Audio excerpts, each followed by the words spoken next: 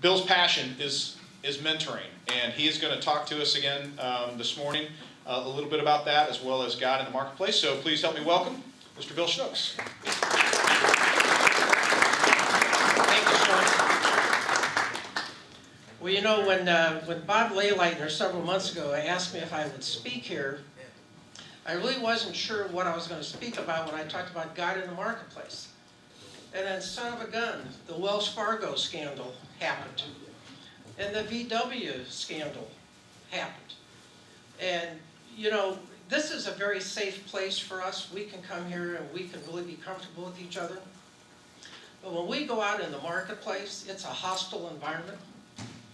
And it's a little different than what you used to think of as a hostile environment as an HR guy. I mean, when we go out in the marketplace today, we're dealing with a lot of things that those of us that had been in the marketplace a long, long time, it was different than it is today. But when I look at the marketplace and when I think about what God expects of us in the marketplace, God doesn't go to the marketplace. God sends you and I to the marketplace. And the only way God will be in the marketplace is if we take him with us. Now, truthfully, when I think about going into the marketplace, I want Roy Harrison by my side. I want some guy who is big, intimidating, and who probably is going to do most of the hard work for me. But when I go out in the marketplace, I have God on my side, you have God at your side. But we've got to look at things that have happened. We've got to look at what the state of the marketplace is today. How many of you have been through the Truth Project? Any of you been through the Truth Project? If you've been through the Truth Project, you realize that for better than 150 years, there's a whole group of people out there trying to prove there's no God. And they have a voice. The atheists have a big voice. But God sends us out into the marketplace. He's with us, and he wants us to be his advocate. We're the ones that speak for God. You know, I started thinking about the worldly wisdom that has sort of taken over in the marketplace. Call it what you want. You can call it secularism, postmodernism. There's a lot of different labels out there, but it's all failed in the marketplace. When you think about Wells Fargo, I mean, the more I thought about that, I retired from Bank of America. Can you imagine getting your people to open 2 million phony accounts? Can you even fathom how people can think about doing something like that? Banking is one of the most highly regulated businesses we have. Yet this went on, and when the CEO was called in, he pretty much acted like he didn't realize it was going on. However, if you have 5,300 people that are fired in hundreds of locations, it can't be a random act. Somebody very deliberately put this plan in place. We have seen so many things. If you look at Bernie Madoff, if you look, I'll give you one. How many of you like football? How many of you remember the New Orleans Saints giving bounties for hurting people? Any of you ever coached football, basketball, any of that? Would you ever have encouraged that? Larry, would you have? Yeah, you probably would have. I mean, any advantage. But let's even get real close to home. How many of you remember Robert Courtney, the pharmacist? What did he do? He watered down cancer drugs for 4,200 patients over 10 years. And he took an oath. He took an oath at some point to not do harm. So, needless to say, the moral compass that we used to have in the marketplace has disappeared. I was really glad last night when Sean had the chart up here of Chuck Colson and his whole concept of the worldview. Chuck Colson is really one of the heroes for us in the business community. He's the guy that created the term slippery slope. And I don't remember exactly what year we started using that term. It was probably back in about 85.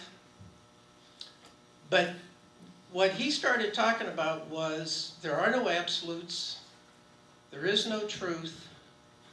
We live in a world of situational ethics. What's right for you may not be right for me, and nobody out there today has any understanding of what is right and what is wrong.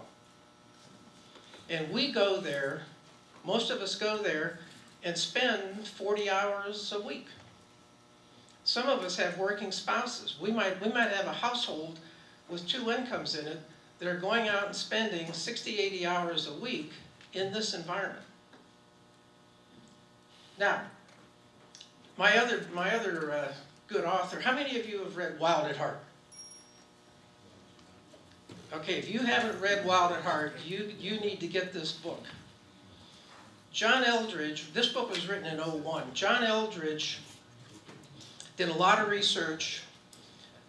He found out a lot of things through the years about men. And he talks about men hundreds of years ago being warriors. I kind of like this picture because when I was younger, I wanted to be the Marlboro Man. I wanted to ride off into the mountains on a horse, and I wanted to act like Clint Eastwood. I mean, who doesn't like Dirty Harry? Now, there's a reason that men gravitate to this stuff, and Eldredge says it's because we were born warriors. You know, my first point in there is this whole idea that God created Adam and Eve to be his workers. And he said it was good. Work is a good thing. Work is not something we should be ashamed of. Work is something we want to do as well as we can. But Eldredge has found out that over time, men have sort of been watered down. How many of you went through the feminist movement? Were any of you lucky enough to have gone through the feminist movement? In the 60s, Gloria Steinem said, "A woman needs a man like a fish needs a bicycle." Anybody remember that? Yeah, some of you guys are showing your age. But the whole point is, men have been told to be more feminine. We have spent 30 to 40 years trying to tone men down until they are nice guys.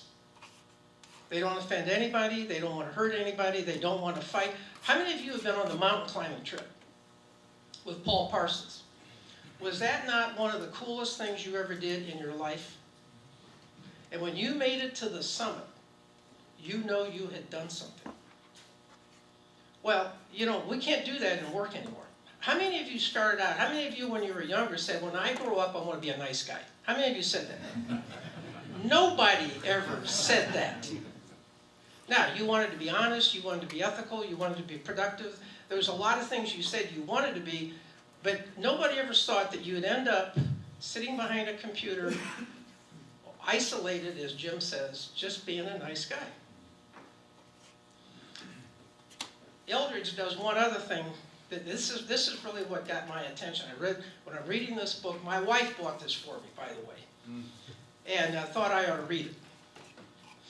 But I got that book in '03, and in August of '03, he's talking about being an advocate for God. He's talking about going to the typical church on a Sunday morning, and what you will find are a lot of nice guys. Somebody said earlier, the hour-and-a-half Presbyterian. So when you get to work on Monday, you just put it all behind you, and next time you think about it, it'll be the next Sunday. Not necessarily. I mean, he talked about being an advocate for God in August of that year, after one of his press conferences. George Bush was questioned on the same-sex marriage issue, and he said, marriage is between a man and a woman. He didn't quote scripture. He didn't say God invented it, but we know we know where his values came from, right? So it doesn't mean when you're advocating for God in the marketplace that you got to quote scripture all the time. That's not the point. But what we are finding is that when we go out into that workplace today, we are a multicultural society. Pluralism rules. Here's the problem. When you have pluralism, you allow all ideas have equal value. Right? And this is kind of where we get the political correctness today. I mean, the political correctness movement has toned us down to the point that we don't even know anymore what to say. You can't hardly say to a woman, that's a nice dress, for fear that there might be some repercussions. But enough with that. If you haven't read Wild at Heart, I would really encourage you to do it, because he just built such a great case about how all through societies, men were taught to be warriors, and at some point your father told you you were ready to be a man. But we don't do that anymore. I like the story about the Indians for 5 generations. I read a book several years ago called Why the Rest Hate the West. And it really had to do with the Middle East. And one of the things they don't like about the United States is we don't value our elders. We park them someplace. When I dated Mary Carol in high school, there were 3 generations living in the same house. And that's what the Italians did. That's the way they lived. I mean, that impressed on me the value of taking care of your elders. But anyways, when we look at the marketplace today, in your sheet I've got a couple of things in there I want to tell you about. One of the things that Ron Bennett mentioned was that we don't all know the same things about the same things. He said it as, we don't know what we don't know. I say it a different way. We don't all know the same things about the same things. If you're a nuclear physicist and I'm not, I may know what I know, you may know what you know. So we have a lot to learn from each other. But one of the things I want to tell you about in the marketplace, and I got this from Mac Harnden, who is as involved in the marketplace as anybody I know. It's called the 85-15 rule. You ever hear about that? The 85-15 rule says that when you're hired initially, you're basically hired for what you know. 85% of that is what you know about that subject. 15% is how well you get along with others. As you grow in the organization, that rule changes. It's no longer what you know about the subject matter, it's how well you get along with others. You may have seen this in your own careers. People get promoted sometimes based on the fact that somebody actually knew that they had good people skills. The other thing I want to talk to you about is this whole idea of expanding your toolbox. If you think about this, up here between your 2 ears, you have a thing called a toolbox. And you've got a lot of tools in there that you pull out periodically, you use them, you put them back in the toolbox. The ones that you use most often are the ones you're most comfortable with. Have you ever known anybody that the only tool they had was a hammer? You ever work for anybody that the only tool they had was a hammer? No matter what you did, they got the hammer out. That's not the most effective way to get along with people. But the whole point about the toolbox is there's a lot of things to put in your toolbox that you probably haven't put in there yet. And that's part of where I think the mentoring comes in. That's part of learning from other people.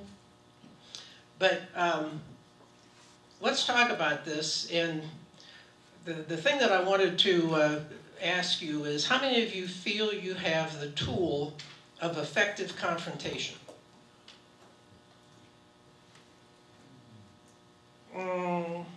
I didn't say confrontation, I said effective confrontation. Now, is there ever a time when that's probably the right tool to get out and use? Yeah. Now, the thing about effective confrontation doesn't mean you're going to stay in that realm for a long time. It simply means that's a tool, you want to get it out, you want to use it, and it's the one I want to talk to you about because the rest of them I'm going to let you figure out on your own. But I thought I would pick one of the most difficult and see if maybe we couldn't learn something about this. Now, let me tell you about difficult people. When you're dealing with difficult people at work, and I don't want to talk about your mother-in-law, I don't want to talk about the other people in your life that might be difficult, but you have three options. They're listed there. You can fix it, make it better. You can live with it until the stress is too great, or you can leave or change. Have any of you ever changed jobs because the environment didn't make sense? We frequently can end up in an environment that makes no sense. When my daughter got out of college in her first job, she spent 3 or 4 years working in a family-owned company. And the owner was doing everything preferential to the other family members that worked there. And so I said to her, so what are you going to do about this? She said, well, I don't know. I said, well, can we fix it? She said, I don't know how I could tell this guy to stop favoring his family. Can you live with it? No. Then let's leave or change. Let's go find a new place to go. Now, the reality is, God opens doors and God closes doors. You can end up at a place that makes no sense. And the sooner you get out of there, probably the better off you're going to be. I told her, one of the easiest things you can have in life is a bad supervisor. You know, Jim West talks about mentoring. And when we started talking about mentoring, I posed to Jim, everybody has a mentor. Everybody at work has a mentor. There's somebody there trying to influence you. Now, if you worked at Wells Fargo, if you worked at VW, you might be asked to do things at times that are unethical. What do you do? That's the marketplace. Because they don't have the same value system that we have. But let's get back to the difficult person. Here's the situation. You've seen the behavior enough to know it's probably going to repeat itself. Okay? You've seen this situation enough to know that the next time is probably going to be the same thing again. I'll give you an example. You ever go into, okay, let's use your boss. You ever go into your boss's office for a meeting to discuss important things? The phone rings, he takes the calls, his cell phone goes off. I cannot believe the way people respond at every time the cell phone buzzes. Is that rude or what? But that's part of what goes on today. We might miss the most urgent call. But I'm in there talking about my budget, my goals, whatever. All I expect him to do is give me some time and attention, and every time I go in, guess what? We don't get anything done.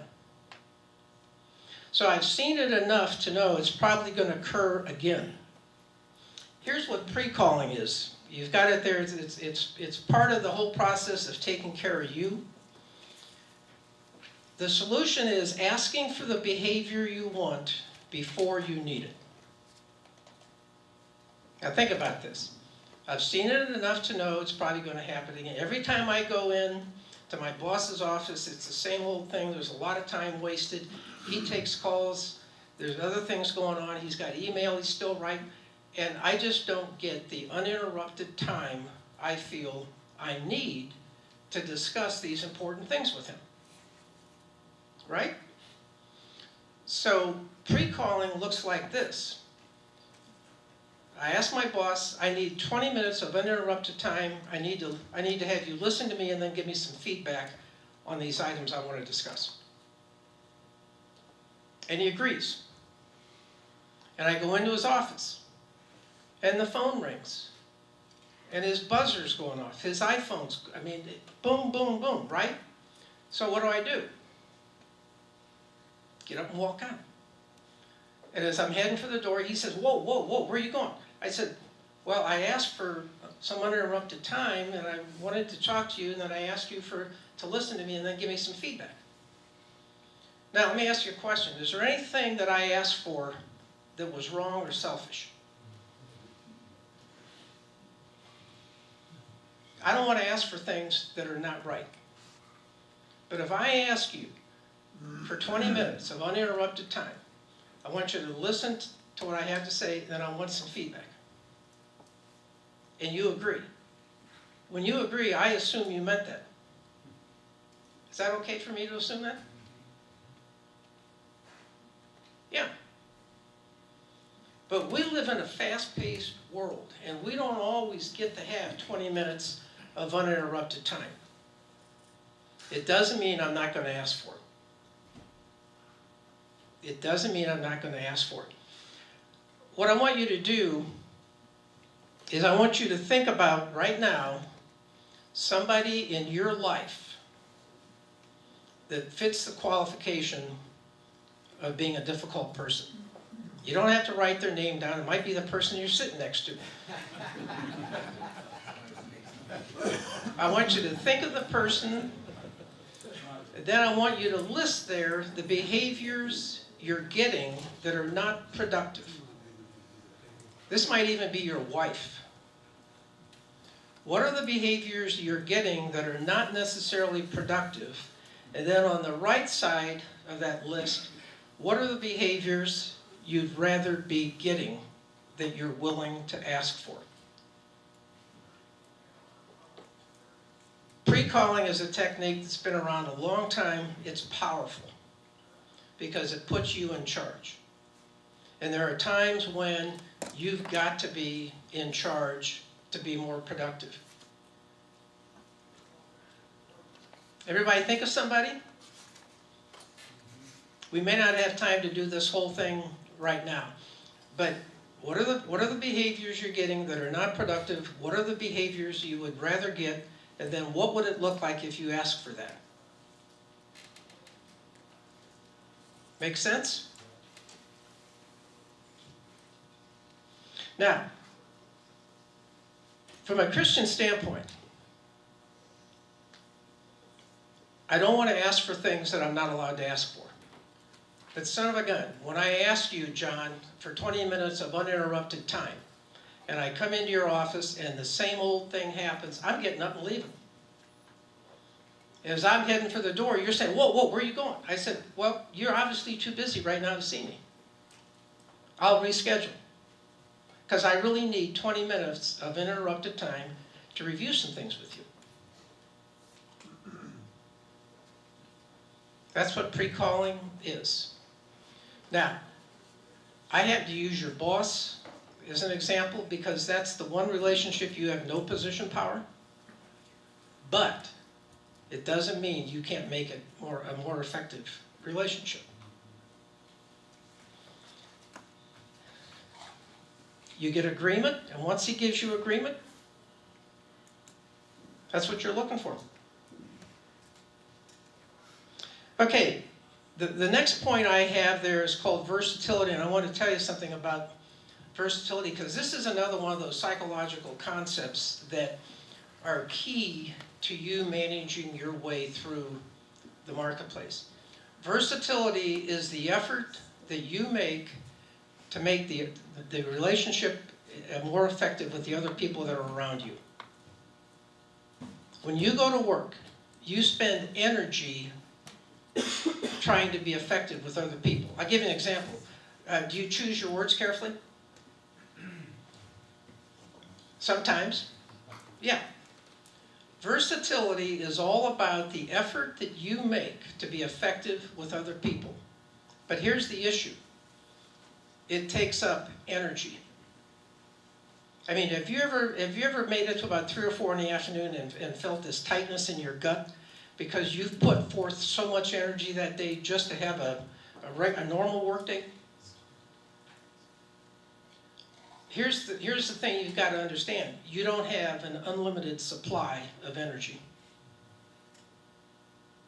If you give it all at work and you come home and you pull in the driveway and your son's tricycle's blocking the garage door, how much versatility do you have at that moment? So here's the question. Somebody talked about it earlier. Matt Kaminsky talked about balance.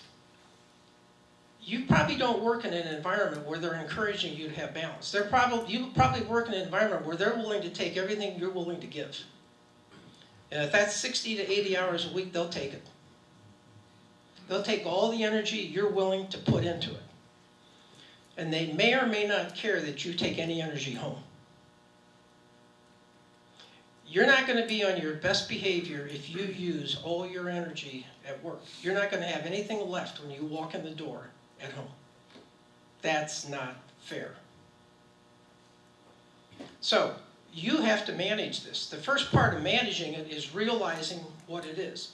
You don't have an unlimited supply of energy. You have to monitor it through the day. Part two is you don't really have to be versatile everywhere you go. Now that doesn't mean you beat up on some people, but truthfully on the way home, if you stop into the dry cleaner to pick up your laundry, I mean, are you really worried at that point if you're on your best behavior? Are you trying to really have a relationship and carry on a conversation with the person behind the counter, or are you just picking up your laundry? That's up to you. I want to close. Does anybody have any questions about this concept of energy? I mean, I hope this is not the first time you've ever heard you don't have an unlimited supply. You've probably figured that out on your own when you get home at night and you're beat. You're beat. You got to save some for your family. You can't give it all at work. I want to read you something in closing that Bill Bennett, this is a talk that Bill Bennett gave to the U.S. Naval Academy in 1997. I want you to listen to this. It's called On Sheep, Wolves, and Sheepdogs. Most of the people in our society are like sheep. They're kind, gentle, productive creatures who can only hurt one another by accident. Remember, the murder rate is 6 per 1,000 per year. Some estimates say that 2 million Americans are victims of violent crimes each year. We may well be the most violent time in history, but violence is still very rare. This is because most citizens are kind, decent people who are not capable of hurting each other. Then there are wolves, and the wolves feed on the sheep without mercy. Do you believe that there are wolves out there who will feed on the flock? You better believe it. There are evil men, Courtney, there are evil men in this world, and they're capable of evil deeds. The moment you forget that or pretend it's not so, you become a sheep, and there's no safety in denial. Then there are sheepdogs. I'm a sheepdog. I live to protect the flock, confront the wolf, and if you have no capacity for violence, then you're a healthy, productive citizen, a sheep. If you have a capacity for violence and no empathy for your fellow citizens, then you have defined an aggressive sociopath, a wolf. But what if you have a capacity for violence and a deep love for your fellow citizens? What do you do then? You become a sheepdog, a warrior, someone who is walking the hero's path, someone who can walk into the heart of darkness, into the universal human phobia, and walk out unscathed. The sheep generally don't like the sheepdog. He looks like a wolf. He has fangs and he has the capacity for violence. The difference, though, is that the sheepdog must not, cannot, and will not ever harm the sheep. He's simply there to take care of them. Now, back to what Eldridge said. When we go into the marketplace, we better be like sheepdogs, because there are wolves in sheep's clothing in the marketplace. You know, this is a spiritual battle. It's all about Satan. It's all about how he spreads his lies out there. Greed, materialism, there's a lot of things that we can get caught up in if we're not careful. But just remind yourself to be the sheepdog. Watch out for not only your own family, but watch out for each other. The only thing I was going to say in closing is I wanted to put a plug in for the mentoring program. And if you want to be a mentor, fill out this form that's on the table. If you'd like to be mentored, fill out the same form. Our leadership team does a good job of putting you together with somebody that they think you can really work with. the two we saw up here today shared an occupational similarity that brought them together. So I have a lot of confidence in our staff's ability to make that happen. So don't worry about you're not going to get a good fit. They'll make it a good fit. Thank you for being here today. I hope that you'll take something out of this.